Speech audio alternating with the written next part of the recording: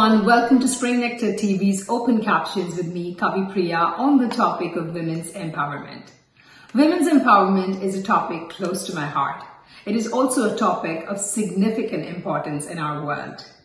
Communities, families, groups, businesses, even entire nations can benefit and make so much progress from women's empowerment when implemented properly. Today, our special guest is Mala Raj. She is the perfect role model to talk with us on this topic. She has so graciously shared with us about her life, her upbringing, people who influenced her, the ones she has influenced, and the many challenges and tough decisions she had to make in life. She is a complete powerhouse of talent and a woman to be reckoned with. She is known for her thoughtful and decisive leadership qualities, strategic thinking, and ingenious marketing skills. Now, there are some legendary stories on how she can persuade people. A highly successful businesswoman with over 30 years of experience in the world of business and marketing. She co-founded SIMBYM in 2015, a company headquartered in Los Angeles, California. The company also has offices in India, Australia, Europe, and Middle East. She also runs a very successful company in the seafood industry as the president and CEO of Mrs. Seafood. Prior to that, she was the global senior executive in sales and marketing for Mid-Pacific Seafood. She also successfully started, launched, and managed the European operations of Choice Inc. She has a master's in finance and statistics from Loyola College, University of Madras, and bachelor's in history and philosophy from Stella Maris College, University of Madras. A woman with a golden heart, she also founded and is a chairwoman of a charitable educational trust in honor of her beloved parents, Punyakodi Vedapriya Charitable Trust. The trust enables and empowers underprivileged children with education, and over 350 individuals have received college education through the trust. Her true passion is connecting with people, and she simply brings out the best in everyone. Now, if I can borrow Maya Angelou's words, she is a woman, phenomenal woman that she is. Without any further ado, please welcome Mala Raj. Hi, Mala. Hello, Kavipriya. Thank you so much. That was such a beautiful introduction. Thank you so much. Yes, it's Truly. an honor to have you. Thank you so much. You know, we're talking so much about women empowerment, and this is our first episode. And I could not think of someone more fitting than you, Mala. Thank you so much for coming and honoring our show today. Thank you, Kavipriya. I must say thank you because I'm honored. You quoting Angela Mayo's a quote, that was so touching. And Kavipriya, I'm going to say congratulations to you. This is your first episode on the series of women empowerment and inspiration. So congratulations to you. And thank you for having me to have the first launch of your program. Thank you. Thank you so much. You know, some of us, we know you personally, and many people know you through the business industry and just working with you over the years, you know. But we want to know this incredible journey of Mala, the little girl who started in this beautiful family of towering personalities, your father, your brothers, your sister, and your sister-in-law, all such accomplished people. What was little Mala's, those young days, those very impressionable age? I'm sure that's got a lot to do with the great leader you are today. Tell us about your childhood, the journey, how it started in your own words. Yes. Would love to. No one has ever asked me the journey of my childhood. And I'm here to say, first time I'm going to be talking about my childhood, actually. I'm a very private person, but I would love to share the most beautiful moments of my life. My childhood has been very precious, very happy and remarkable. Um, we were four children in the family, and I was the last, of course. And I had two brothers who were much older than me by 12 and 11 years. So I was truly the baby in the house. But my life has been remarkable in the sense I had an elder brother. My mom, I guess, she wanted two children, boys. Lucky as she was, she gave birth to two boys. One she aspired would be a doctor, and one would be an engineer. So I guess that ended the family for them. And as her wish was very much realized when my brother did become a fellow of the Royal College of Surgeons. He's a cardiothoracic surgeon, um, and of world repute, that too. And of course, the second brother, he is a master's in engineering from Guindy. And they were very comfortable having a wonderful life. But somewhere in the line, I guess, my father's friends told him, it's nothing like having daughters. And I guess my dad decided to have a child after 12 years. It's quite common those days to have about 6 to 4 children. And my father really wanted to have a daughter, I guess. So they did. And my sister was born, and he named her after his own mother's name, Andal, although we all call her Shobha. So that was it. They wanted to have a daughter, and my mother reconciled to the fact that they had 3 children, and they were happy and settled. So I said my childhood was very happy, but I guess I was the child, quote unquote, unexpected gift to my parents. Mom is highly educated. My father is MA Economics honors, and mom is, bachelor's in science. And to have a 4th child, quite unexpected. I was the unplanned child, as you could say. I was born, destined to be born to them. And, the life has been so beautiful thanks to my beautiful parents. Very often children just say parents, but I would say mother and father with absolute love for my parents. I love them so much because of what they have done to all the children, the way they have reared their children. As it goes, I would love to share 2 episodes of my childhood, what made such a change in my life.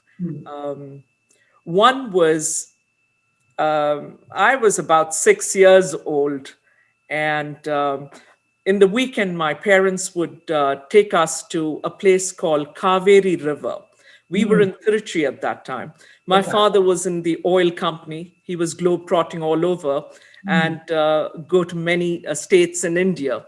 So there's a place down south, if you really know, those days in the 70s, the river would be overflowing, literally torrential currents in the river. I know today the riverbeds are dead and dry. Talk about global warming. But those days on weekends, Sundays, we would go there and picnic and then jump into the river. Of course, my sister and me were little tiny babies. So they would put us in a car tube. Those days, the cars were not rimless or tubeless. They had a tube. And so they would put us in a tube and let us float. And I was so tiny, somehow I obviously dropped into the tube and got lost under the water. And if you've really known the size of the river, the breadth of it, it's about 2.5 kilometers. Incidentally, I was lost. Maybe my parents woke up because there were about 20 of them. They woke up and realized a kid is missing a while later. But I had gone under the water to the other side of the riverbank. And I held on to a pillar, which I thought was a pillar, but it was actually somebody's legs because I realized that only when somebody was shaking their leg aggressively. And when they lifted me, they realized it was a girl baby and they were screaming. And there were hundreds of thousands of people having their dips in the river. So they all came and they were all screaming, "Whose child is this?" And my parents were hunting for their daughter who's lost in the river and probably thought, I'm washed away. And they heard somebody screaming on the other side of the river banks. Perhaps the voice was traveling through the waves because it is a long breadth of a river. So my father, I have no idea whether he came and took me in a car or swam across the river, no clue. But when he held me close to his chest and he said, "Don't worry, I'm here," I then saw my savior. And that had a great impression in my life. Definitely. And he was such a successful, like I said, a towering personality, right? Not just in his career, but the whole, I think we see in you as well, that giving, the gratitude, the sharing, and all those great qualities. I'm sure you probably picked from your father, your mother, and your brothers and your sister as well. So let's talk a little bit probably about, your brother was both the brothers were big influences in your life, right? Yeah. Well, true. I lived probably 3/4 of my life in the glory of my brother. All along school and college, all that I would do is get up and talk about how wonderful my brother is and how he's saving lives. And being a cardiothoracic surgeon, he was iconic for me. Yes. So much so my parents would ask me in particular, day and night you only talk about your brother. Yeah. What about you? What about your life? And I would say, what about me? It's a happy child. And this is your first brother, Dr. Naresh. This is my first brother, Dr. MP Naresh Kumar, a cardiothoracic surgeon. Yes. He had his own hospital in India, and amazing doctor who saved millions of lives. And talk about charity. That's been so in the heart of the family of the Punya clan. Not just my parents. My brother would do, snap of a finger, he would do a surgery free of cost. And that's rare. To do a heart surgery and not worry about the remuneration after that. That is a very special person. True doctor in the truest of sense. Right. So I guess I had all the reasons to be very, very proud of him. Oh, yes. I lived my life. He was huge. I had the opportunity to talk to him, and obviously you know this, but he's so proud of the Mala Raj and just the incredible way he blossomed into this a banyan tree. So many people take shelter under the Mala Raj, the Raj family now. So he's incredibly proud. And your second brother is such an adventurous person, who would push that envelope and say, don't be afraid, be brave, that brave and courage side in the girls, both Shobha and yourself. And Shobha had some beautiful stories to share as well. And he was such an instrument, right, to bringing the courage and taking the risk, right? Very true. Suresh, we lost him 35 years back to cancer, but he'll always be in our memories, eternally remembered. Yes. He was a master's in engineering. He had a factory, over 800 people working for him. And he embraced both his sisters as much as the elder brother did. But the second brother was very tough in the sense he would take us every weekend to hikes, and he'll make sure that we trek.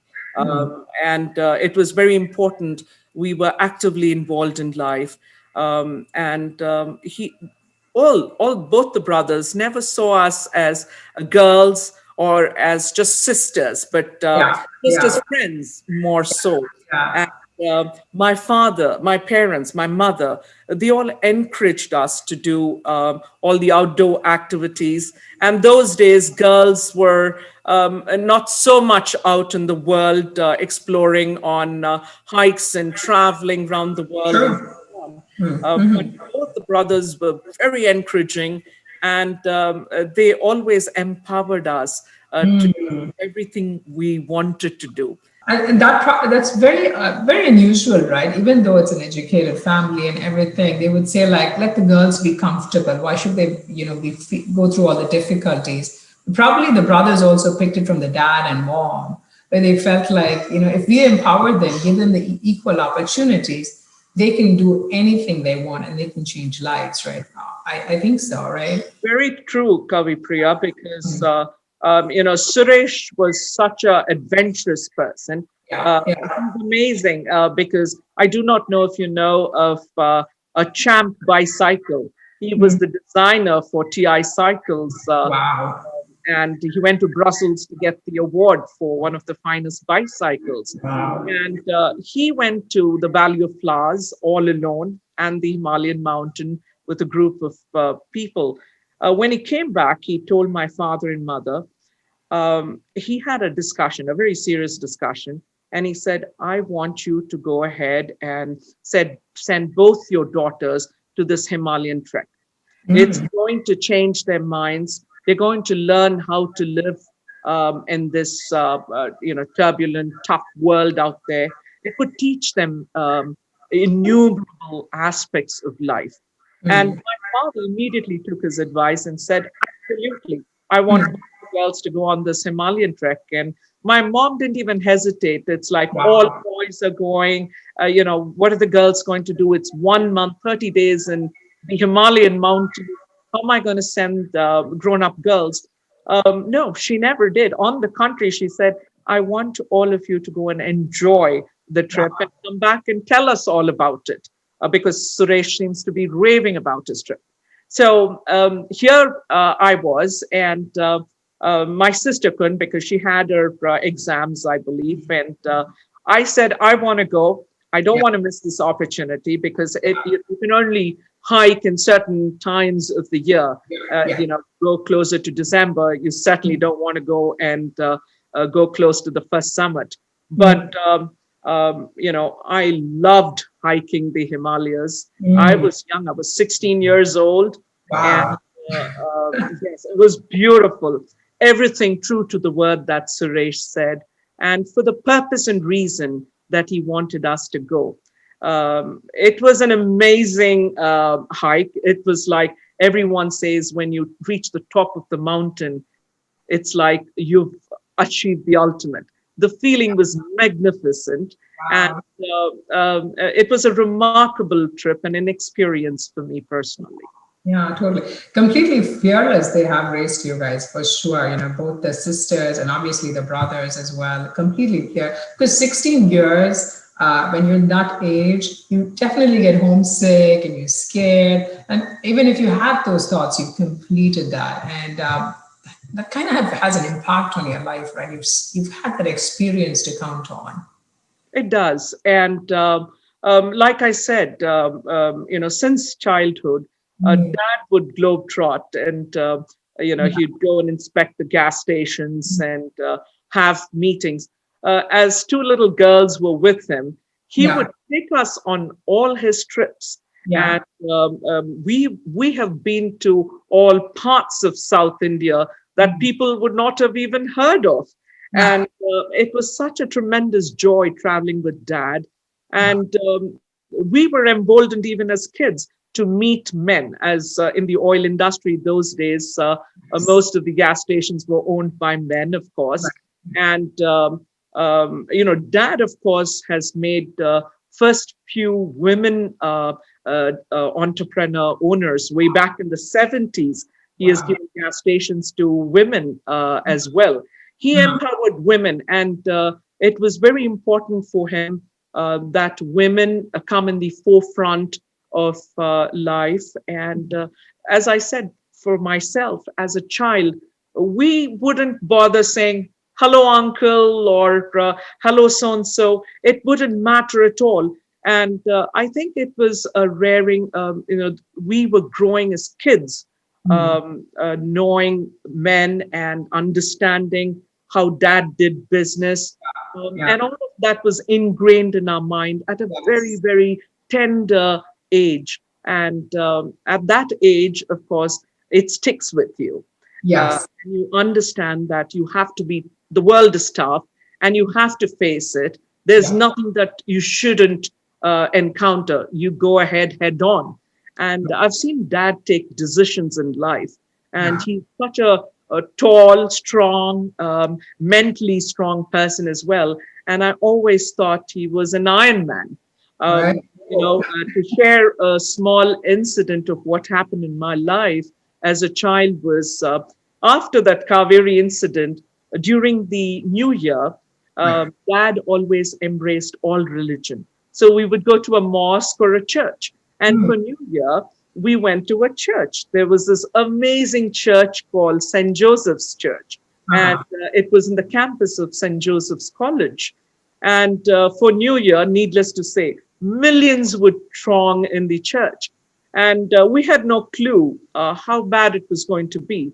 But mom, dad, and myself, and of course, my sister and myself. Um, I'm only mentioning my sister and myself because remember, the gap of my brothers is vast, and they had Right. already gone to college by then. And they were studying in Madras, MMC, and Gindi. They were staying in the hostel. And so it was two girls, and dad would take us everywhere. Now, when Right. we went to the church, all of a sudden there was a huge stampede. We saw people, literally hundreds of thousands of people were rushing out. And what dad did immediately was to take my sister Shobha in one arm and me in one arm, and took his knuckles and literally pinned it to the granite, the raw granites of the church. And my mother was inside, literally made sure not a wisp of air came inside. And Wow. I saw many people literally being stabbed, and you're not going to believe it. I could see blood splattering, kids being run over, girls being run over, parents being run over, even. But I felt so safe, and I was looking at my father, and in its truest sense, the Iron Man. And next day, my father had this habit of reading the newspaper Hindu from page one to end. He would spend 2 hours, and I see my husband doing the same thing. They would spend 2 hours from 5 to about 7 o'clock. They'll read the entire newspaper.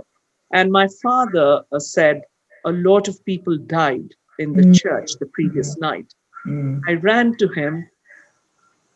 It's so emotional to say this because I hugged him and I said, thank you. My father didn't make a big issue of it. Those days men were very strong, and he smiled and he said, get ready, go to school. I still remember he was then my protector. Yeah, a great man indeed. And no wonder all of you, the children, are doing so well. And, like your brother, Dr. Naresh said, you are the flag carrier of the Punya Kodi family. That's incredible honor, I'm sure. Um, you know, the next thing I really want to talk about is you talked about the little Mala, with those great personalities, Iron Man and Savior of the World, the doctor, the engineer, such fantastic people. But Mala was a happy little child, singing the praises of the father and the brother and growing up in her world. There was a point of transformation, where she bloomed and blossomed into the very Mala, the one we are seeing today. It started off at some point. Let's talk about that transformation that you one day or suddenly they would see like, wow, now there she is. Let's talk about that stage in your life. Yes, there were two people in my life who made a drastic a change. From the Yeah. Mala who was always talking about the amazing brothers, Yeah. Dr. Naresh. Uh, I remember my dad often saying, you need to pay attention to your life. What about you?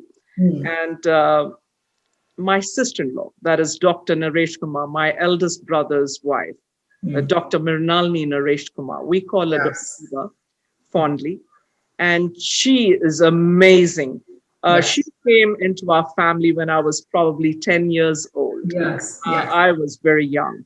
But one day, she turned around and asked me, I'd finished my bachelor's. I was a happy-go person all my life. I was above average person until my bachelor's, I'm going to say. Didn't pay attention a whole lot to studies, but going to college was fun, going to school was fun. Everyone knew me in school and college. I took part in every extracurricular activities. The journey has been beautiful. Today, my teachers remember me so well. The parents of my friends, all of them would remember me. But after my bachelor's, I, as every girl or every child is wondering what to do after that, the fear of what am I going to do in life?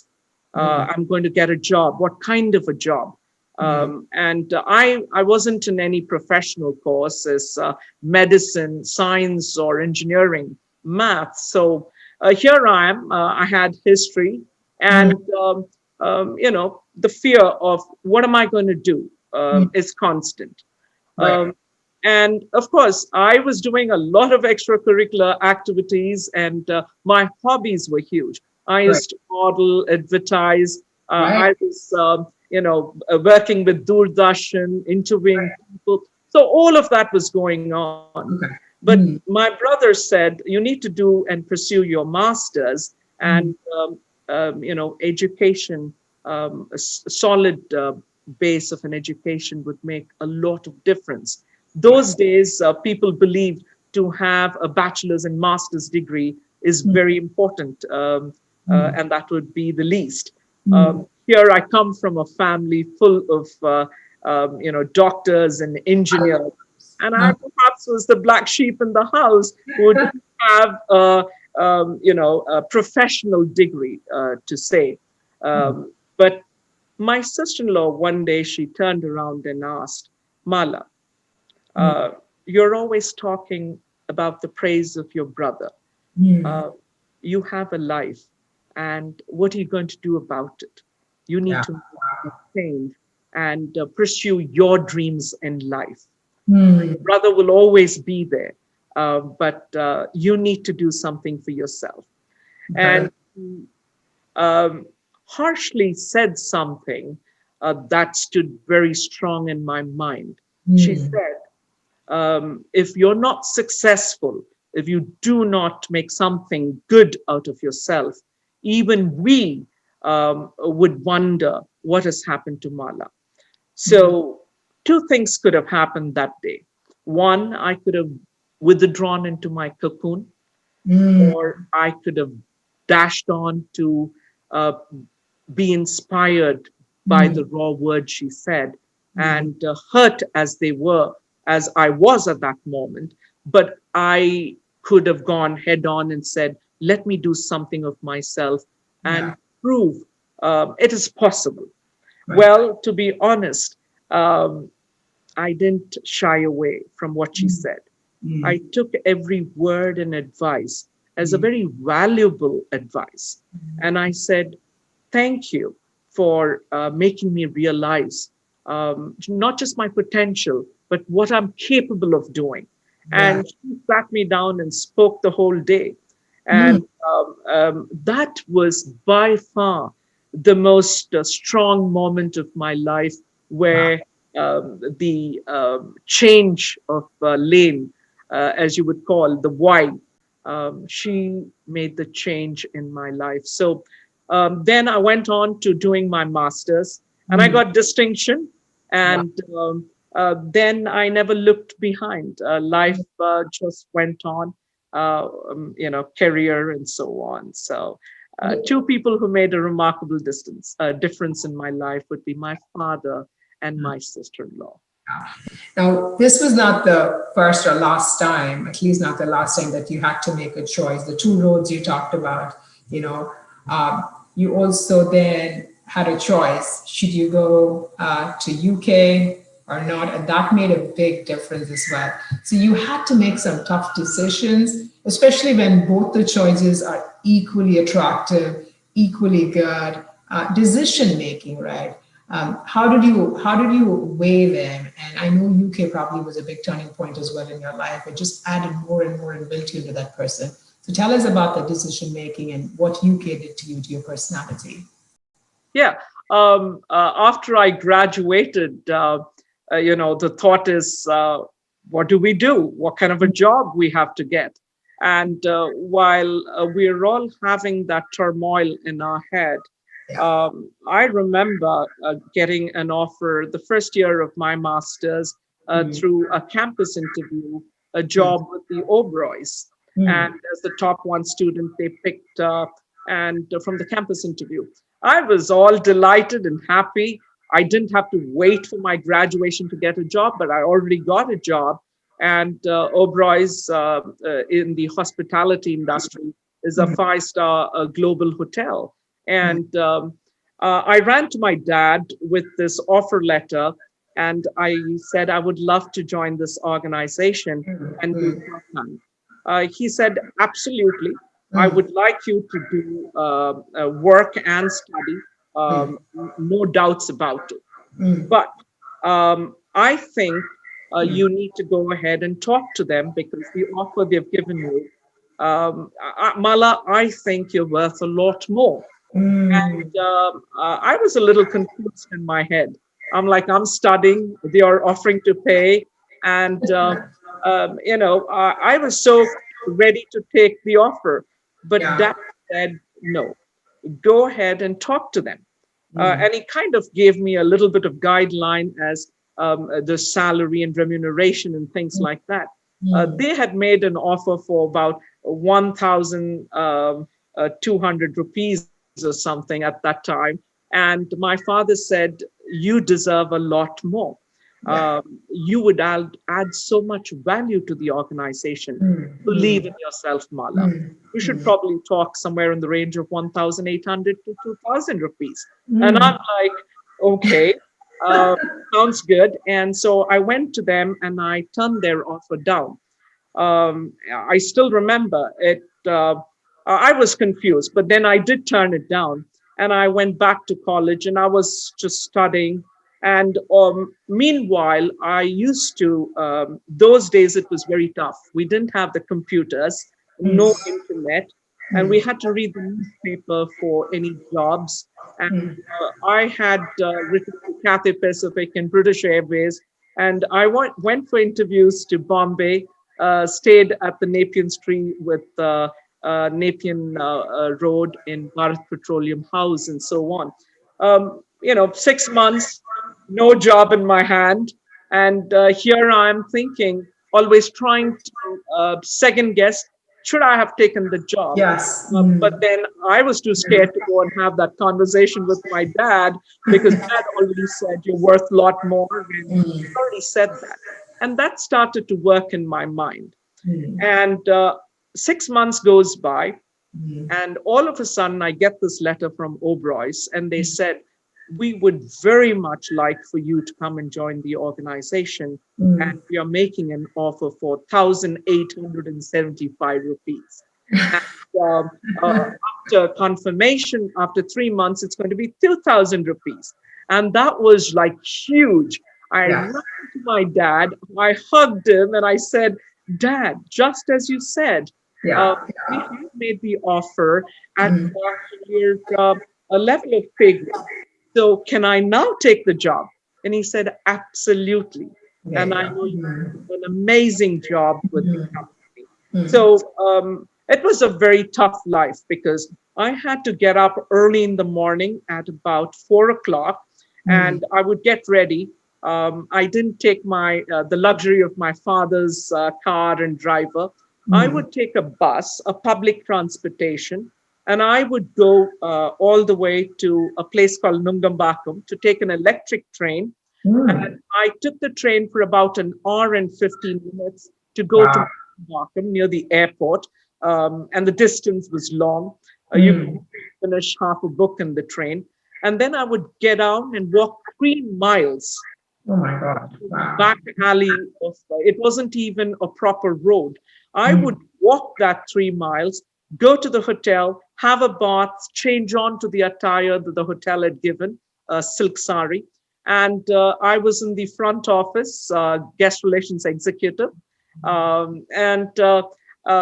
would have to work 8 hours and do the routine, go back, have a bath, change on to my civil clothes, walk the 3 miles, take the train, come back to Nungambakam Airport and rush to my college. And I took college. And the college would get over, start from 4 p.m. to about 10:30 p.m.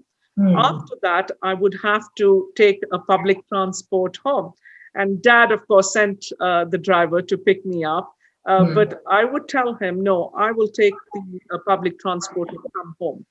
And mind you, Kavipriya, those days, there wasn't much traffic, not much people in the streets. By about 9 o'clock, things would calm down in the city street. And 10:30, so by the time I would come home, it would be 11 o'clock. The roads would be lonely. They're not just stray dogs, but all kinds of people.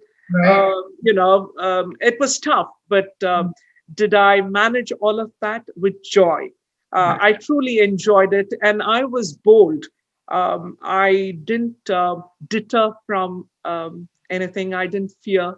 So thanks to all that rearing and emboldening of my parents at a very young age, I took that, and life has been beautiful since then. Yeah. So knowing your value, that was so important, right? Knowing your value, your father showed, you deserve more. So many times we tend to forget that. We're like, oh yeah, I got it. I'm good, and from here I can go. But really, you're more valuable than that. And at a very young age, it showed you that. And that hard work, the getting up in the morning and doing ways the hard way, not taking it easy. Those are great qualities as well. Yeah, that was my first lesson for art of negotiation. Just don't take it when you're offered something, but see the value in yourself and clearly negotiate what you're worth. I think it was a great lesson, huge lesson in life. Yeah, and I'm sure you've passed that to your son as well, how to negotiate. I was chatting with him, and he did bring up, at a very young age, we went on a vacation, I think to Bali, you guys were, and you were teaching him how to negotiate. And that's always stuck with him. So I think you passed it on in the family from dad to daughter. He's a very, very smart kid. I must say, I've been gifted with a beautiful kid. Obviously, life is not always a bed of roses, right? You can already say you have tough decisions, setbacks. As a woman in business, right, you would have had so many challenges, but do you specifically recall, or if you can share any bias or assumptions that were made about you? They made some assumptions and bias, and how did you handle them? Because a lot of women go through that, even now in 2021, and it's here to stay until we change that slowly but steadily. So if you can share some of those things, maybe. Yeah. Well, it's been a tough journey, but only if you think it's a tough journey. I keep saying repeatedly, it's a beautiful journey. Yeah, very positive. Tough as it may be, challenges constantly keep coming. But if you can face it head on, no matter what it is.